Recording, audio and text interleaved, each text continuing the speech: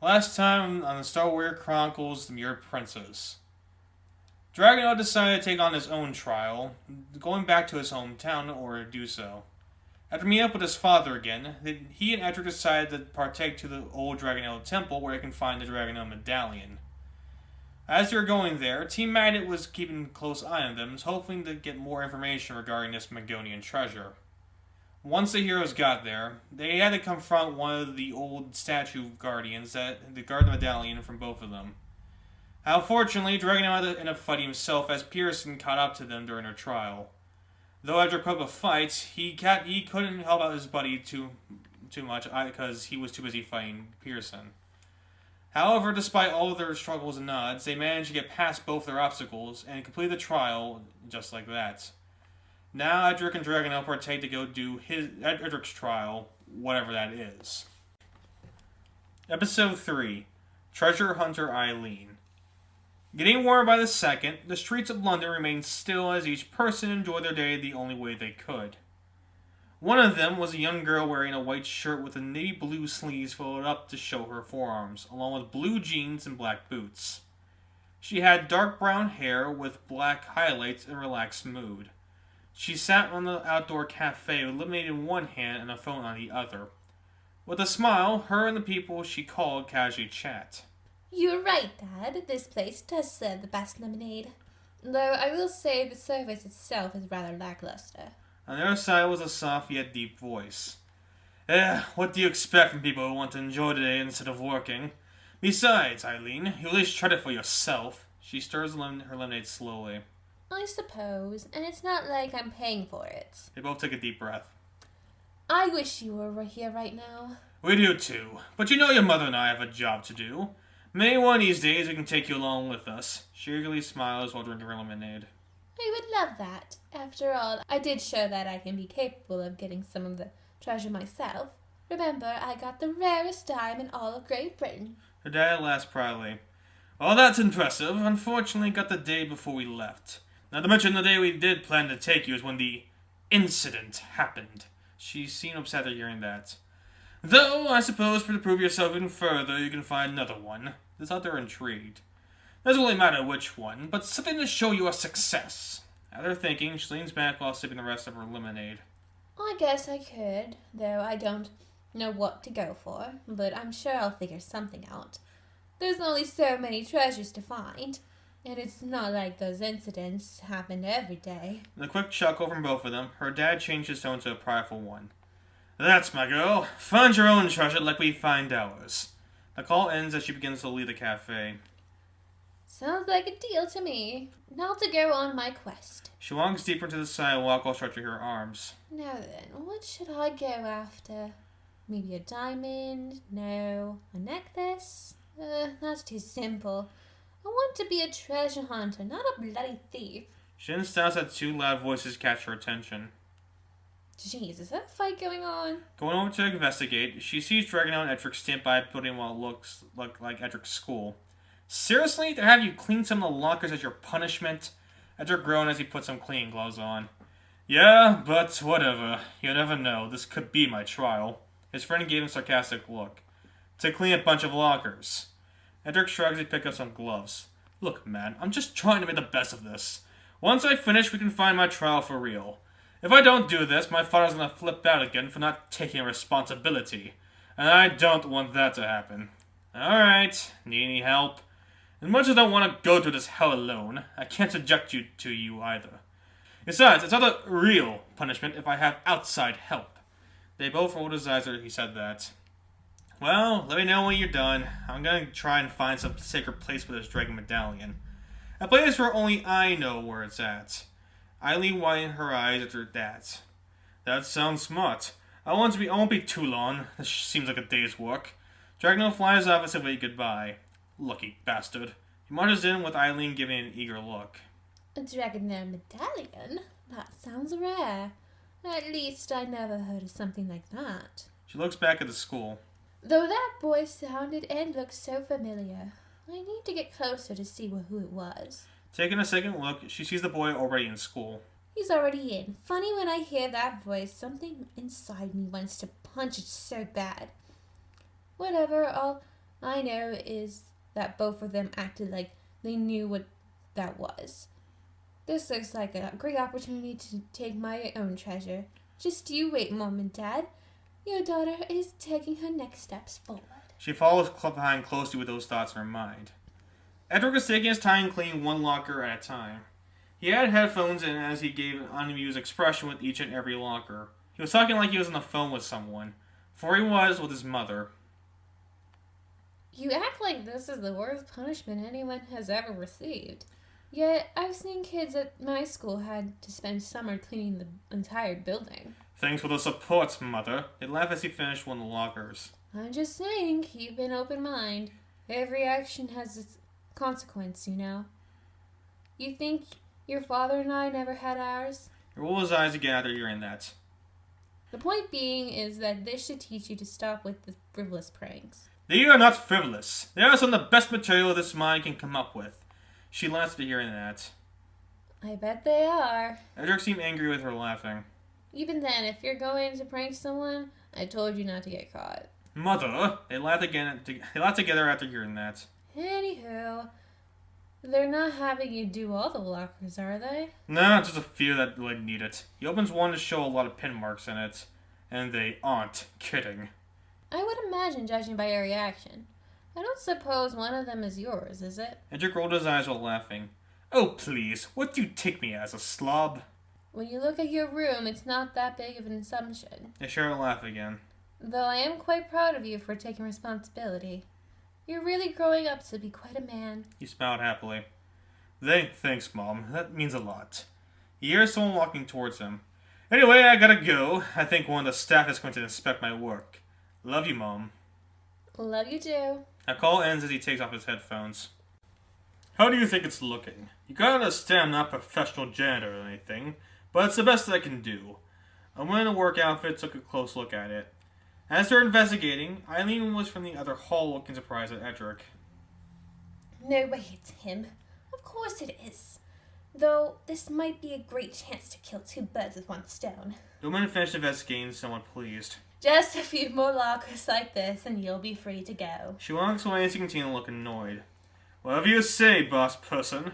Dipping a sponge in more soap and water, he walks over to the next locker. He stops, however, to see Eileen come up to him confidently, though he obviously didn't know who she was. May I help you? I'm just looking around. Though, since I'm here, what do they call you? She gives him a flirtatious look. He notices while fixing his hair a bit and adding a proud look. Oh, I see you never heard about me. Makes sense. Must have been raised on Earth your whole life. Quite the assumption. You may be smarter than I thought. She kept her act, though on the inside she was probably laughing. What a dumbass. This is almost too easy. More of a lucky guess. I'm Edric Sarkis, Prince of Starvania. Though I don't just throw around that term lately. He came closer as they matched looks. And you are? Eileen Ottoman. Though you can stick with the first name. She came closer as well. Tell me, Eileen, what brings you here today? I hope it doesn't look at my pretty face. A purple glow came from behind her.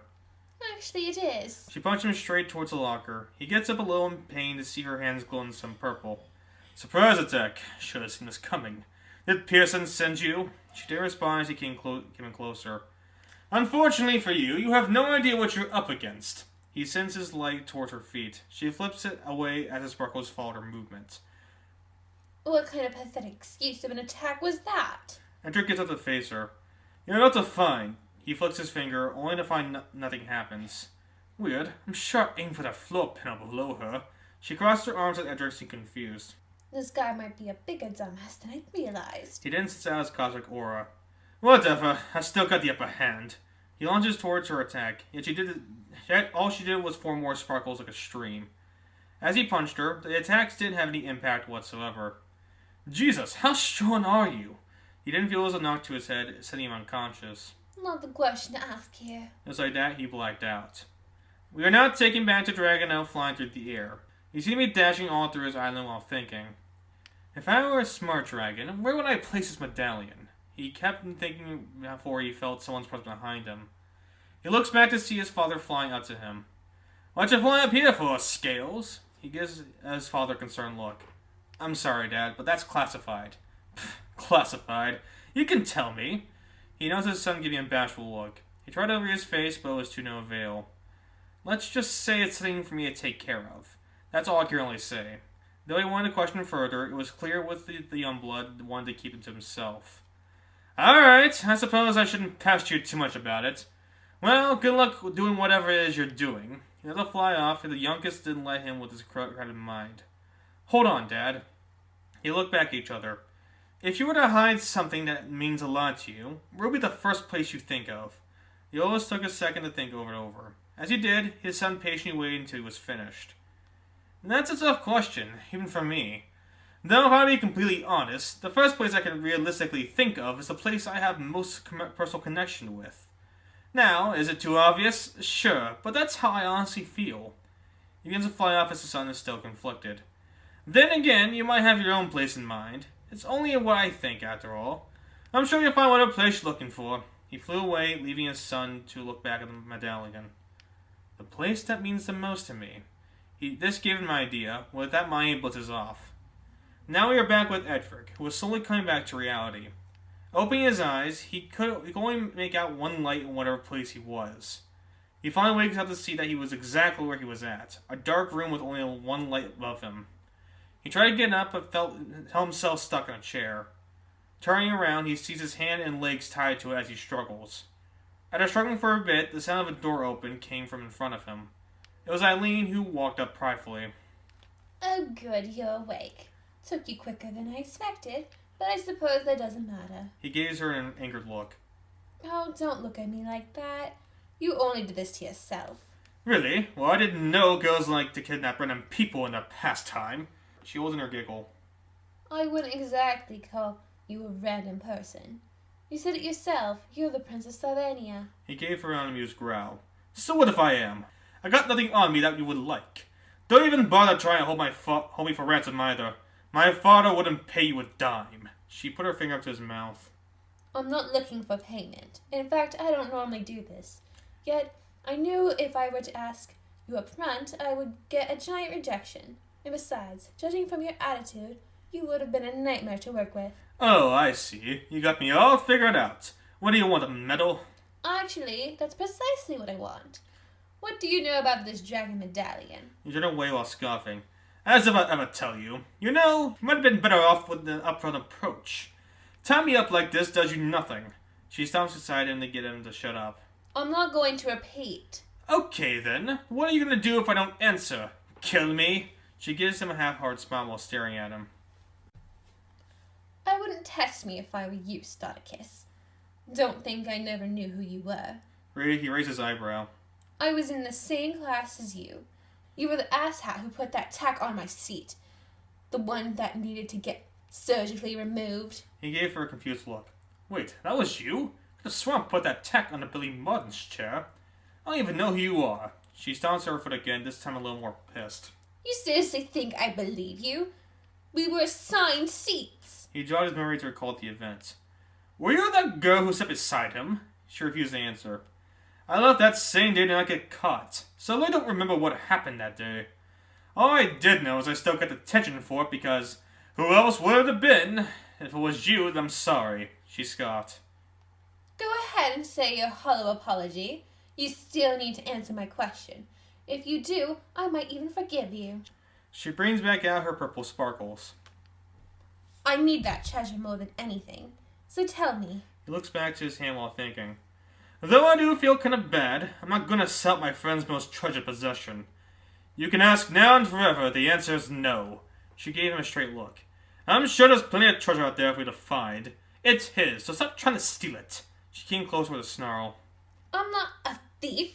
I hate it when people assume I am. What I am is a goddamn treasure hunter. They both gave each other straight looks. She then backslid with a thought.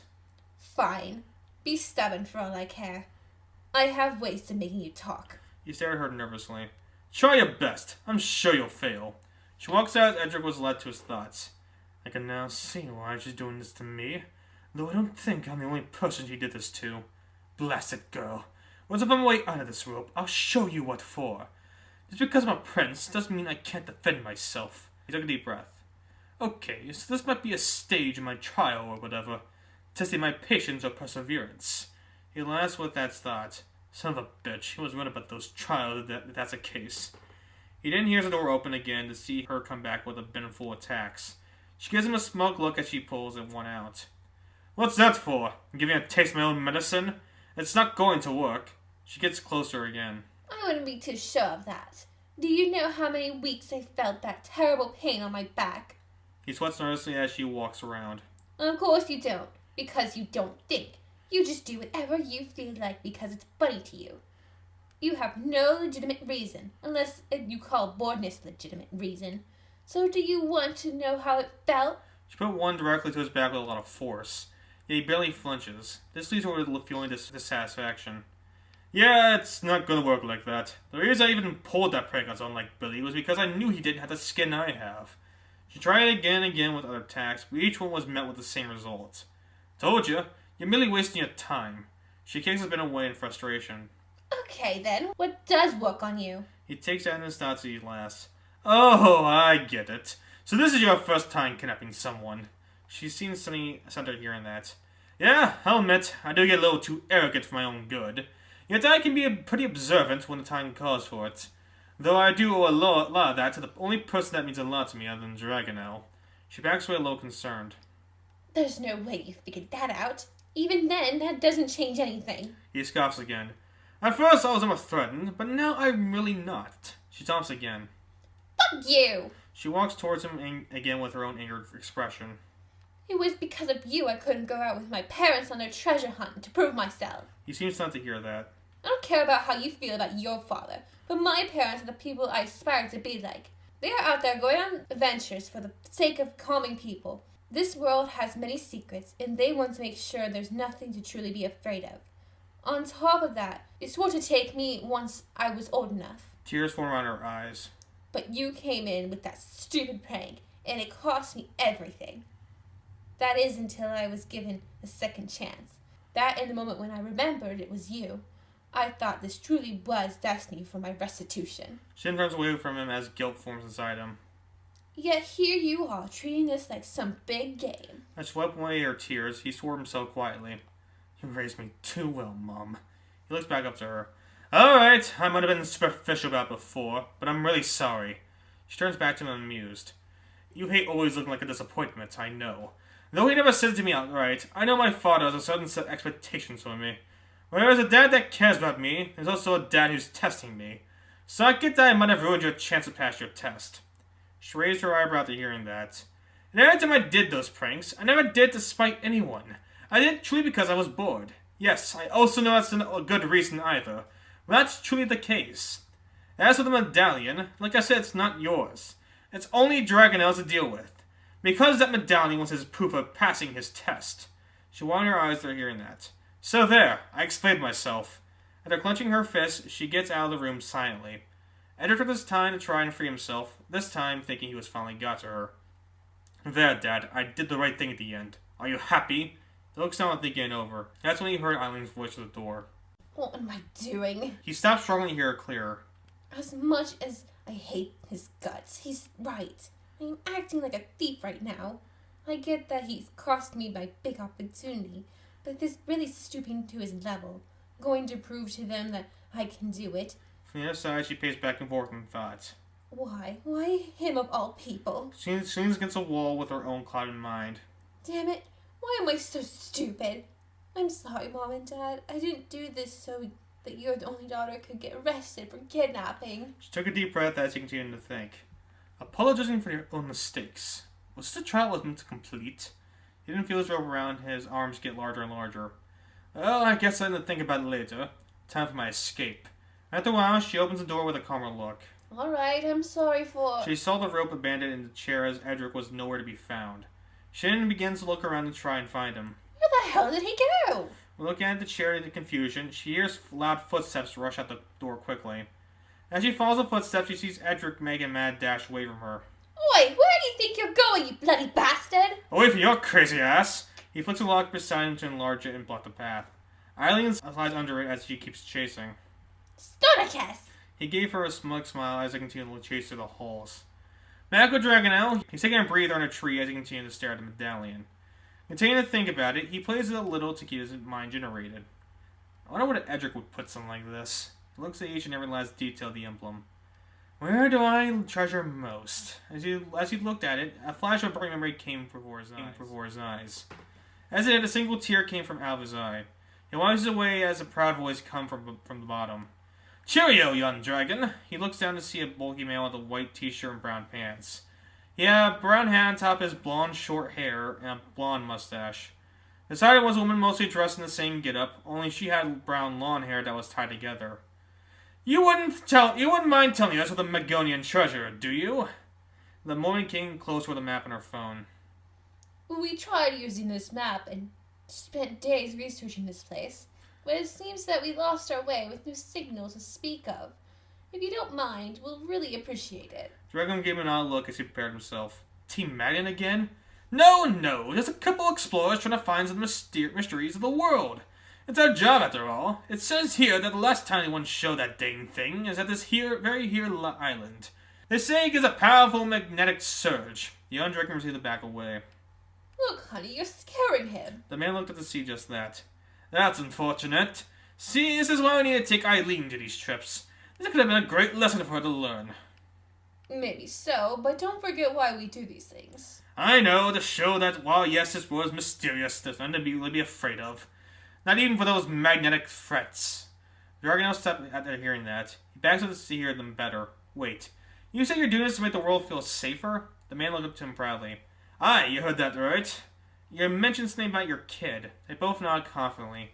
After taking into consideration, he sighed in relief. Okay, while I don't know where they took it, I can at least tell you the treasure is in good hands. That's all I know anyway. First seemed bummed to hear that. They nodded with little hope they heard. That's good to hear then. Thanks for telling us. Yeah, you helped the big way. Now, if you don't mind me asking, what you got there? Dragono noticed him pointing to the medallion. Oh, this? Just something that means a lot to me. You better put down in a safe place then. Don't want any thieves stealing something precious to you. Speaking from experience, if you're wondering. Dragono takes another look at it as he finally has confidence at his spot. Exactly what I was thinking, though I appreciate the concern. Bye now. They waved back as he flew away. Nice kid that one is. Agreed. He must have a good set of parents to be that mature. With that being said, Eileen continued to follow behind Edric as he continued to dash through the halls. Though Edric kept shrinking and growing in different parts to hamper her movements, she managed to keep pace as he was losing areas to run. You can't run forever. I can't believe I was actually going to apologize to you. What? Mad I managed to get out of your stupid trap? Is that my fault you took me out before I learned about my ability? In fact, I think I might have learned about what yours can do. She gave him a stern look. Somehow, in some way, those sparkles of yours take away the impact of my attacks. Thus, it'll be stupid to me to fight you head on. You might be a fast learner, but I'm still going to get my restitution. You're going to pay for what you did to me, even if you were sorry. Edric stopped as he crossed his arms. I thought it was being nice for a change. I still get treated like garbage. Okay, I'm right here for you. She stops herself as they stand off. Do you play me for some sort of fool? What are you planning? He shrugs a smug look. Anything, really, though I would like to hear your input. Come to think of it, you really don't have a reason to attack me. She gave him a sarcastic look. I mean, I apologize to you. I heard talking about it to yourself way back in the room. I know you accepted my apology, so what was your purpose? For fighting me, then. She seemed confused at hearing that. Well, He laughed as he keeps his arm crossed. As I thought, getting bent out of shape for something I didn't do. And you can't say because I escaped, for I wasn't going to do anything to you once I did besides leave. He gives her a confident point as Eileen was left speechless. Well, I'm not going to fight you just for the sake of fighting you. After all, what's your reason? Purely defense, for that's my plan. Her face begins to worry that Edric didn't make any moves. Told you I'm observant, so you're gonna let me leave or fight me. The choice is yours. She begins to laugh as an idea came to her mind. Not bad, really not at all. I'm not one to get easily stumped, yet I still have a way to get what I want. You seem intrigued to see what she'll do. The purple glow coming back to her hands, she summoned a little sparkle coming towards her head. I'm not letting you go anywhere, not until I feel satisfied, for I'm not to some punk-ass kid like you. I'm pretty patient myself, so we can be here all night. After looking at her face through the sparkle, he laughed to himself. Didn't you hear that I was observant? You think I didn't notice you couldn't absorb the impact of the things I was growing? It makes sense too, seeing how the true impact is when my energy hits the object. You know what that means, right? She didn't seem stopped by the realization. Wait, you don't mean... He gives a prideful smile while leaning back. Checkmate. As he said that, the locker behind him grew quickly to quote hit her really hard, causing her to go off balance. Edgar took his time to strike her hard so that she wouldn't keep chasing. Now, that being said, time for him to scram. He leaves as Eileen slowly gets back up in pain. Finally getting out of the building, he takes a sigh of relief. Noticing that it was getting late outside, he looks at the sunset proudly as he gets his phone back out. Edric, you sly duck, you did it again. He then hears Eileen slowly get back up behind him. Not so fast, Atticus. He looks back annoyed. Jesus, what's it gonna take to stop chasing me like a deranged psychopath? She leans against the building while catching her breath. How dare you hit a girl like that? First of all, you attacked me. She gave him a bit of a glare. What do you want from me? Tears came from her eyes again. Damn it all. She leans the wall beside her. Even after my second chance, I screwed it up again. Edric looks at her concerned. No, I'll never become like them. One time is just a mistake, twice is a failure. That's a little harsh, wouldn't you think? She kept crying regardless. This caused her to quietly swear again. Why'd I put myself in these situations? Ian takes a sigh of relief. Look, you seem to be really upset with me despite my apology. So if I help you find a treasure of your own, then when you get off my back... At hearing that, she stops crying. She slowly walks up to him while holding her arm where Edric punched. You don't get it. I want to do it on my own. That's how I'll prove myself, you dumbass. And I failed at doing that. He shrugged while walking away. Alright, so yourself. I hope fast food works better for you. He lays back while walking. Wait, hold on. He looks back as she regains her footing. What treasure did you have in mind? I don't know. You're the hunter, not me. She didn't give him a serious look. You know something about the Magnolian treasure, right? If you help me find it, then maybe I'll forgive you. It's the one my parents are trying to find, but so far they have found nothing. So if their daughter is able to find it, then they could see me for the hunter I am. He gave her an amused face. Hate to say it, sweetheart, but that treasure's off limits. She glared at him more. Though if you just see it, would that be enough? She then get back with a fear clear. I suppose that'll have to do, though I still won't forgive you. Whatever. If I finally get you off my back and get you to stop crying, I'll show you. Don't tell anyone. She nods understanding. For the last time, we're back at Dragonel, who was looking at someone's grave with a box in his hand. He buries under a tree beside it with a smile on his face. I've been thinking about this for a while now, but he looks back to see his father stand there. I really didn't want you to follow me here. He kneels down to his son's level. Well, can you blame me? I was just curious, my son. Rubbing his back, they look at a grave together. And if you ask me, I don't think you picked a better place to hide it. Though it might seem obvious to some, to you it means everything. He notices the youngest laying some tears as he looked at the grave. You see that, Mom? I did it. I was able to be strong for once. That's when we finally see it say Holly Dragonel on it. His father held back his own as he continued to gaze at it. I bet right now she couldn't be happier for you. But it's okay. Like I said years ago. They hug tightly. I miss her too, Scales. He stares back at the grave as they grieve in their own way. After letting go, he backs up to look at the sunset in the distance. He flew off without saying another word. I know how you feel, young blood. Yet, there's not much more we can do. Each day you become more of a man by the second. Keep growing. Not just for the sake of us, but for the sake for yourself. He began to fly off himself after taking one last look at the grave. The youngest continued to fly through the sky as his mind slowly let go of the past memories. The sun continued to set as the moon rose while reflecting off the water. He finally makes it back to Great Britain as the clock says 9:30 on it. He sees his phone for a second to notice a message sent by Edric. This led him to a hotel room close to the school building.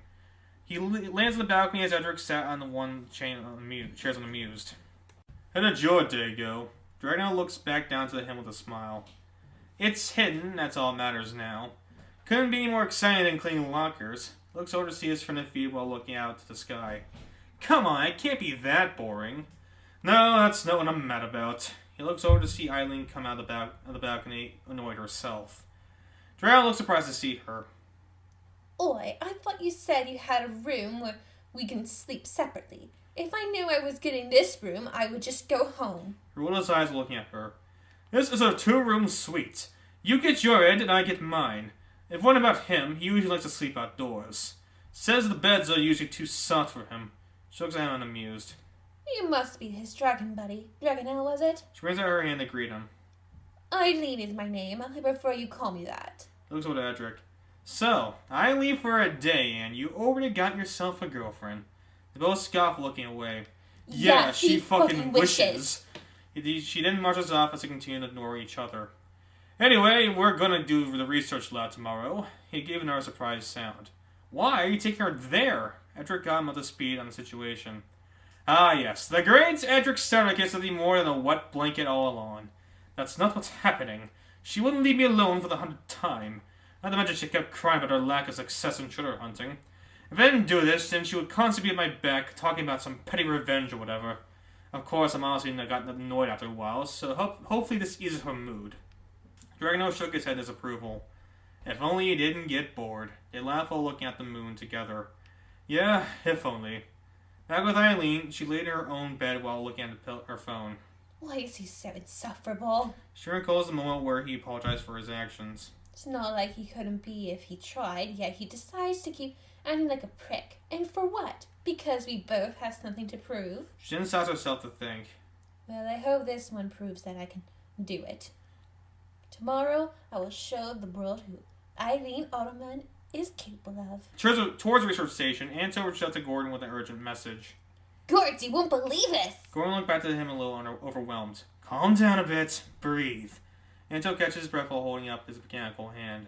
Remember when I felt that powerful surge that stuck my hand to the container?